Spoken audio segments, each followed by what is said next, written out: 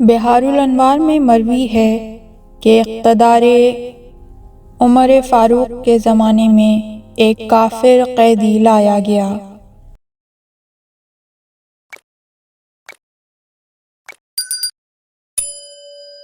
حضرت علی علیہ السلام بھی تشریف فرما تھے۔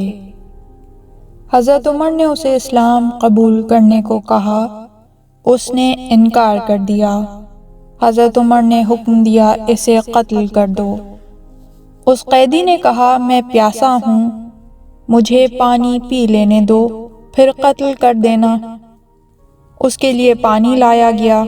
اس نے پانی کا پیالہ ہاتھ میں لیا اور پوچھنے لگا، کیا جب تک میں پانی نہ پی لوں گا اس وقت تک مجھے امان ہے؟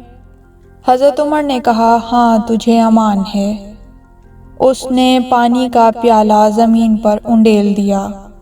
حضرت عمر نے کہا یہ بہانے کر رہا ہے، اسے قتل کر دو۔ حضرت علی علیہ السلام نے فرمایا جب تم اسے پانی پینے تک امان دے چکے ہو تو اب اسے قتل نہیں کیا جا سکتا۔ حضرت عمر نے کہا پھر اب اس کا کیا کروں؟ امام علی علیہ السلام نے فرمایا اسے فروخت کر دو۔ حضرت عمر نے کہا اسے کون لے گا؟ امام علی علیہ السلام نے فرمایا اگر فروخت کرو اور دوسرا کوئی نہ ملے تو پھر میں ہی خرید لوں گا۔ حضرت عمر نے کہا اگر آپ خریدنا چاہتے ہیں تو خرید لیں، دیر کس بات کی ہے؟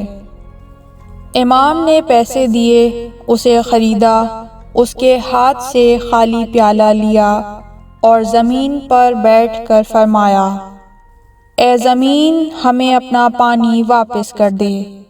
زمین سے پانی ابلنے لگا۔ آپ نے وہ پیالہ پر کیا، جتنا پانی پیالے میں پہلے تھا اس میں اتنا ہی پانی دوبارہ آ گیا، اور زمین کی وہ جگہ جو پانی گرنے سے مرطوب یعنی گیلی ہو گئی تھی دوبارہ پہلے کی طرح خشک ہو گئی۔ یہ معجزہ دیکھ کر وہ کافر مسلمان ہو گیا۔ جب مسلمان ہوا تو امام علی علیہ السلام نے اسے آزاد کر دیا۔ جب امام نے اسے آزاد کیا تو کہنے لگا اگر آپ اجازت دیں تو میں بقیہ زندگی اسی مسجد نبوی میں گزار دوں۔ اسے اجازت مل گئی اور تا دم مرگ وہ مسجد نبوی میں عبادت کرتا رہا۔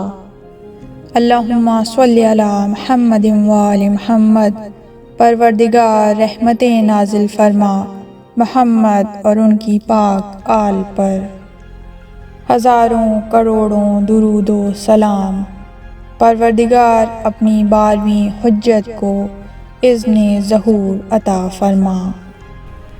اس طرح کی مزید تحقیقی، علمی اور تاریخی ویڈیوز دیکھنے کے لیے چینل کو سبسکرائب کیجیے اور بیل آئیکن پہ کلک کیجیے۔